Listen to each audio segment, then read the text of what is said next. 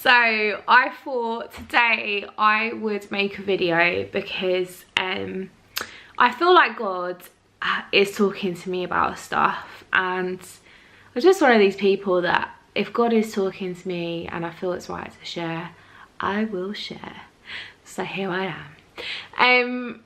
This morning I had a vision, and I don't think it's just for me. I think it's for many of us. And it was this, so discern as you will.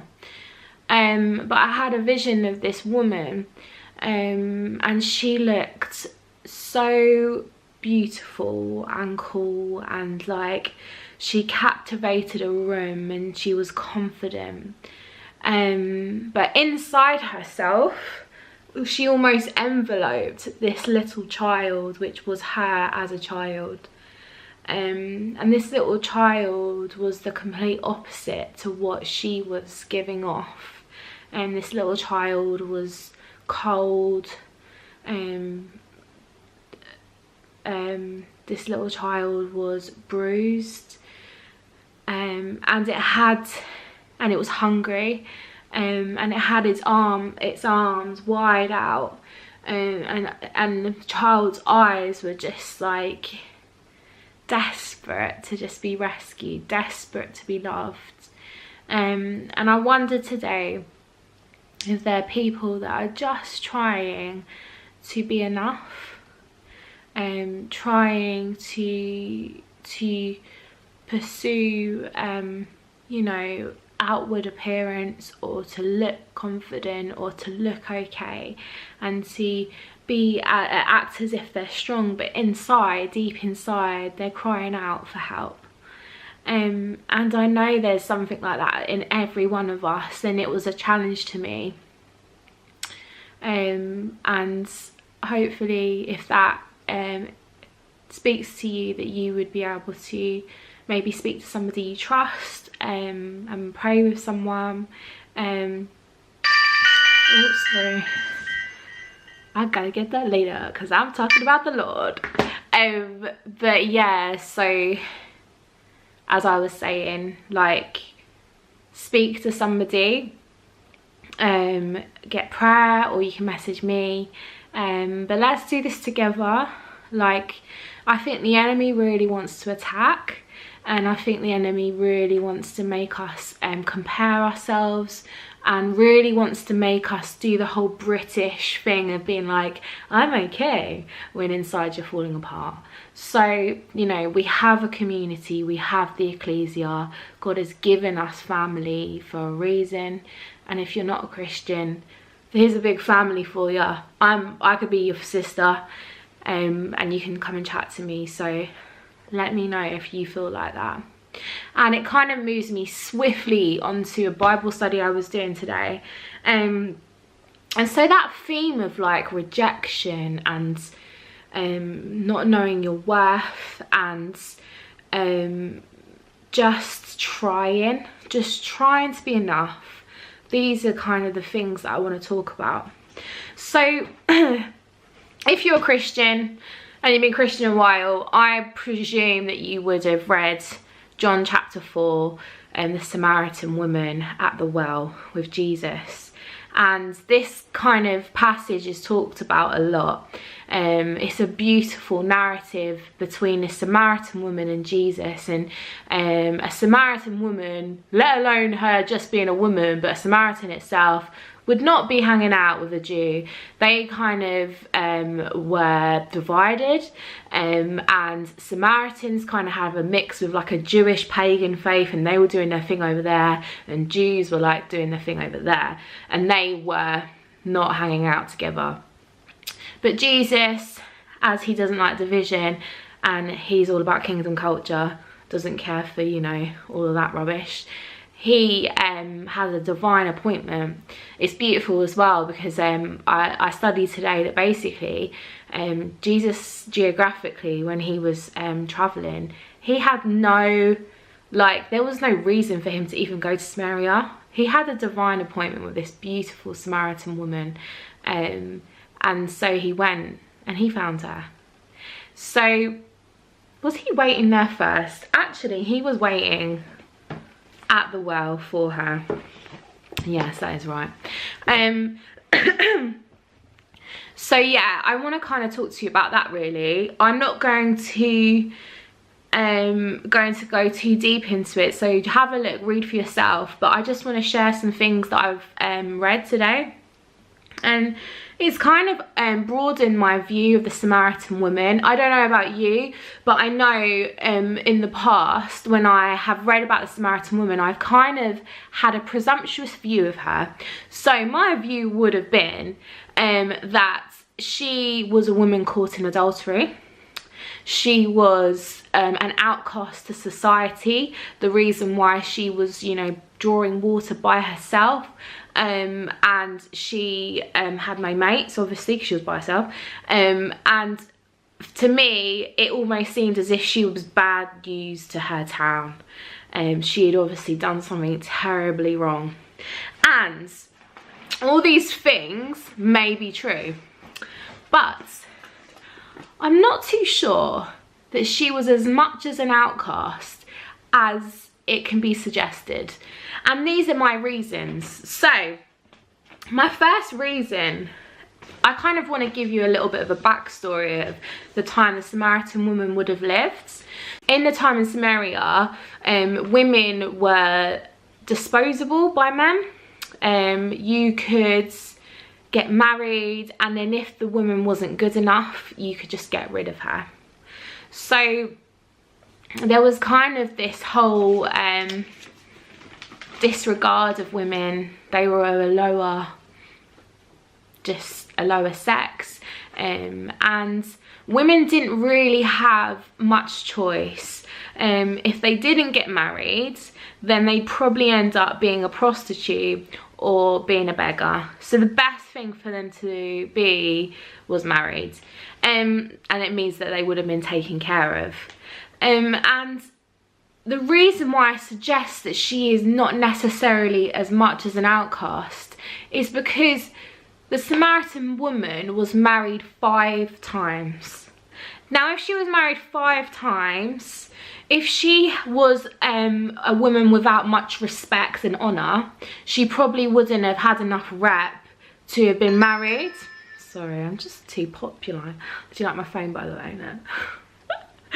But, yeah, so she wouldn't have had, like, if she didn't have good rep, she wouldn't have got married, and she wouldn't have been looked as a good enough woman to have been married. So she must have had some kind of respect to be married so many times.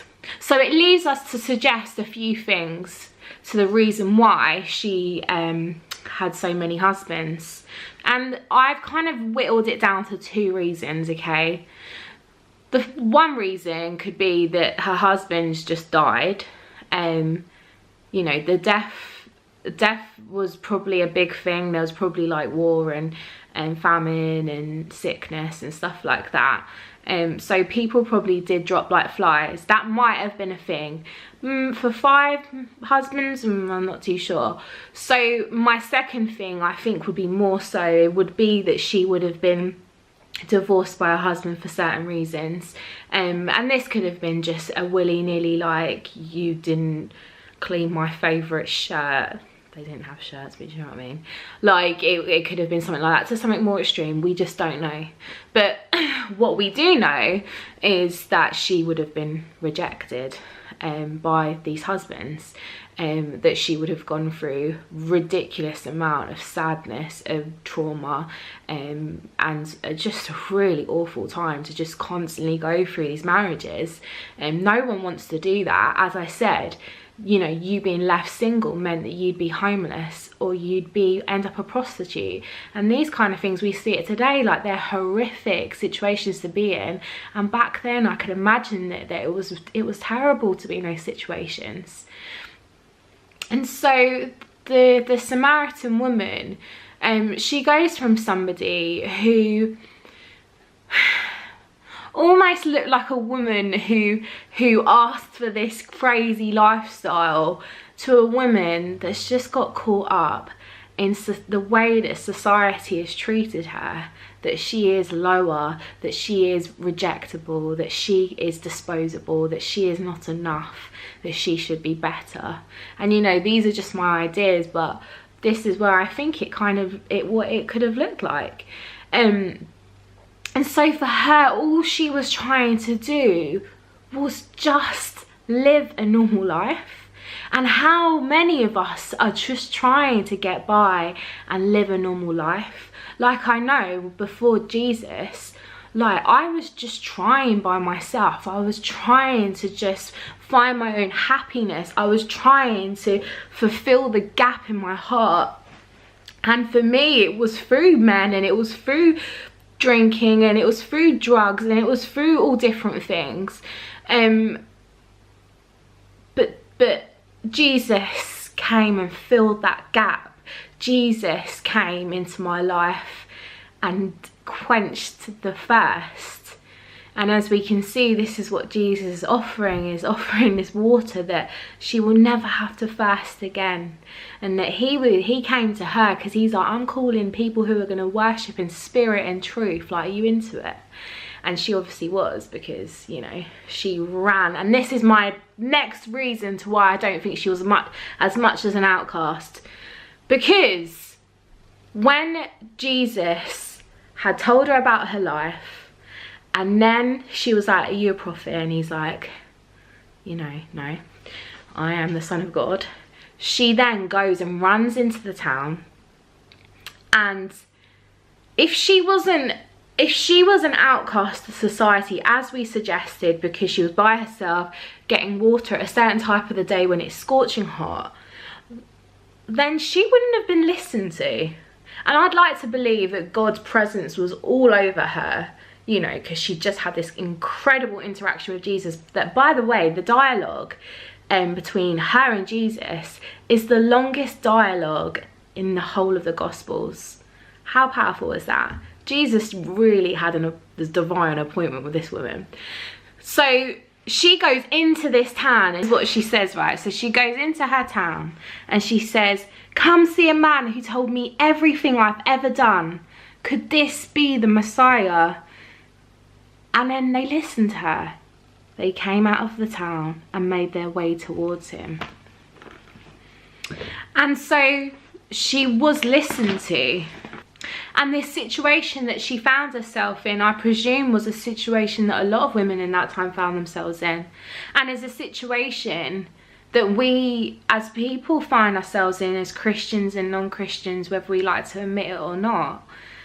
But times when we're just trying to do it in our own strength, times when we're just trying to get by, trying just to have a normal life, you know, just so we don't fall apart. Like, that's what she was trying to do. And the sixth man, so Jesus says, yeah, I know you've had 5 husbands, and the one that you're with, basically, you're not even married to him. And I wonder, right, I wonder that she just fought so much to just be a wife. And then she got to the 6th and she gave up, and she just thought, I'm obviously not worth it. I'm going to settle. And I wonder the story after the Samaritan woman, when she went back to her life. I know so many were saved and believed, and they didn't just believe because of what the Samaritan woman said. It later says that they believe because they see that Jesus really is the Son of God. But I wonder what her life was like when she went back into it. You know, being filled with God's presence, it gives us this strength to carry on. And I think what had happened is she'd given up. She'd settled. She'd lost her worth. She'd believed maybe the rejection of just all of those men, that's who she was, and she didn't deserve any better. And I wonder, you know, what happened with her. Did that encounter with Jesus give her the strength to be like, no, I deserve to be loved. I deserve to have a husband. I deserve to be seen as a woman who is good. Like, you never know. We don't know, and it's presumptuous to think, but... And I just wonder how many of us have just been fighting by ourselves, trying to just live, trying and putting on this front, like the vision I said, that we're okay and we're doing it, and you know, we're confident, we dress good so it's okay, and we say the right things so it's okay, but inside we're falling apart. And I wonder how many of us have just settled, have just thought, do you know what, I deserve it. I deserve to be in this situation. I am not worth enough to keep going. And this is the thing, right? We cannot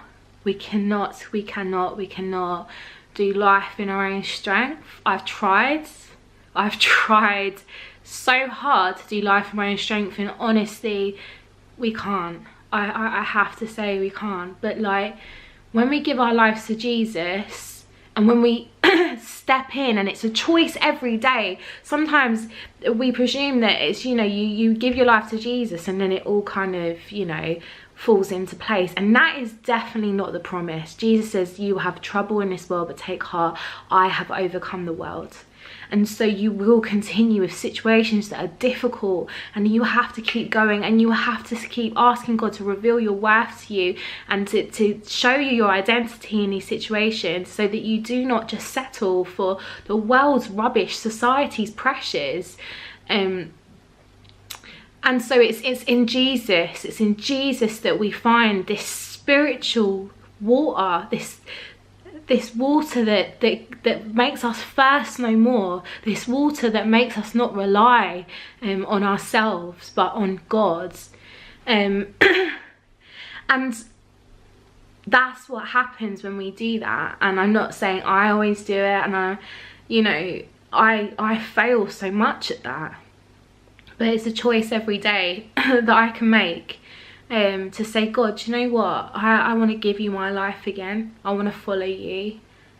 I want to follow you, because there's nowhere else I could go. And that is a true thing. Like I can't think of a place I could ever go. There's nowhere on this earth. There's no better place I could ever be. No matter how hard it gets. It's so worth it, and it's so fulfilling, and it's so full of just love and promise and goodness and just peace when we follow him. Things that we cannot find in the world sustains us because it's in him. So I just kind of want to say that to you today. So if you are feeling like that, you know, see the woman at the well maybe in a way that you've not seen her before. I think we can all see ourselves as the woman at the well. We don't have to see ourselves as an outcast. We don't have to see ourselves as super sinful or adulterous. But actually, every single one of us, we've all been in situations where we've just tried to do it by ourselves, and we just need Jesus. And that's it, really. So if you have watched this video and it has connected with you, and you don't know what to do with it, give me a message, give me a call if you know me like that, give me a text if you know me like that. But yeah, let's have a chat, because it's not good to kind of deal with these things by ourselves, and we need each other. I realise that so much. We really do need community. Society really tells us that we don't, and we really do. So do it. Bye.